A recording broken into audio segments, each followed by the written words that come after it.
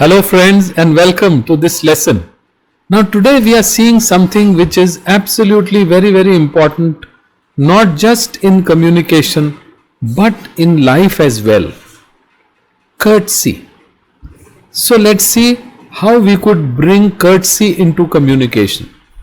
Now when you have concern for others, when you have concern for the feelings or understanding of others, that is, that feeling is true courtesy. When you have actual empathy for the feelings, for the thoughts of others, especially your receivers, then that is considered courtesy in communication. See, just inserting words like please, thank you, just the insertion is not enough. The concern that you have should be deep inside your mind. So if you have a respect and concern for others inside your mind, then when you write please or thank you or sorry, it would be something that is meant and not something that is just written. Same thing in real life too. If you don't feel sorry and you say sorry, that sorry will have a hollow ring to it. So just using please, thank you and sorry and not meaning it will not actually insert courtesy into something. So first the courtesy has to begin inside your mind. There has to be courtesy in your feelings for others. If that is there, believe me, it is going to get translated into courtesy in communication. Now let's go ahead and see how can you actually build courtesy. Now courtesy can come by being sincerely tactful. See, being sincere is a very important thing, not just in your communication but in everything that you do. So sincerity is of utmost importance, and tact is adapting to the situation. Tact is reducing negativity for others. Tact is highlighting positivity or positive points. So if you are sincere about things, if you really mean well, if you are tactful, where you are able to highlight what is positive and play down what is negative or present what is negative in a better way, that means you are tactful. And when you are thoughtful and appreciative of others, that is where your concern for others and your respect for others, your empathy for others takes over, and courtesy comes creeping into your writing. So if you are respectful, use expressions that show respect, and if you are respectful in your mind, the expressions that you use would be automatically showing respect. And you must also choose non-discriminatory language. So what is non-discriminatory language? Non-discriminatory language is simply language that does not discriminate against another caste, creed, gender, race. So it is non-discriminatory, which means, in other words, that it is neutral. So neutral, it is away from these biases. So let us go ahead and see how you can be sincerely tactful, thoughtful and appreciative. Now, it's very easy to be blunt, but most of the time being blunt or abrupt are common cause of discourtesy. So if you don't want to sound discourteous, then don't be too blunt or abrupt. A lot of people are very blunt and abrupt. They would write, what you are doing is cheating. So unless you can prove that what they are doing is cheating, don't say they are cheating. Alright, unless you get an answer from the company. Supposing you bought a mobile phone and the mobile phone is malfunctioning after about a week. So you have spoken to the call center tried to give you some fix. That fix has not worked. Then you took it to the service center did something and that too has not worked.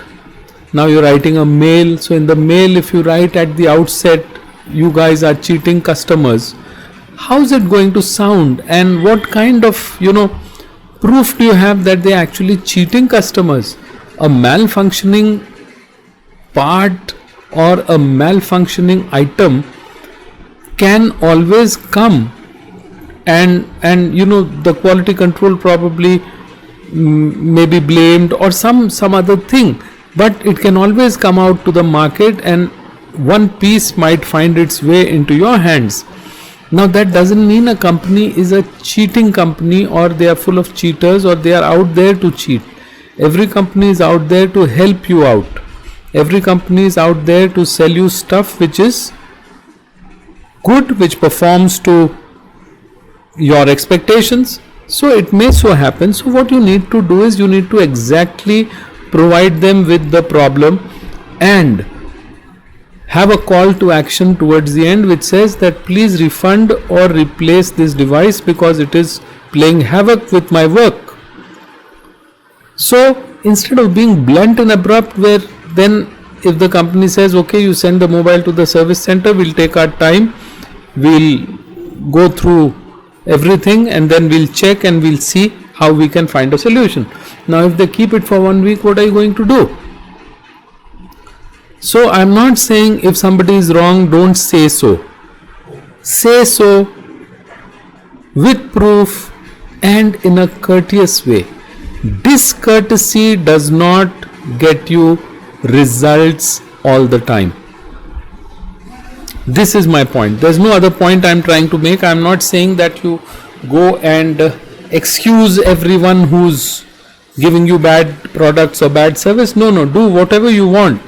And under the law, you would have your remedies. You can go to consumer court, you can take so many other courses of action would be open to you. But I am saying that in your writing, do not be discourteous, because discourtesy is not a guarantee that somebody would act on your complaint. So be thoughtful and courteous, even if it is something negative that you are trying to project. Especially in Asian cultures, because Asian cultures are highly sensitive, they are very sentimental also. Now let's see how we could use expressions that show respect. So if we continue to use language of this kind, the fact that I do not agree with you, it was brought to your notice earlier too, that way you don't sound too good. So try to avoid them and try to come straight to the point and write down that I found this.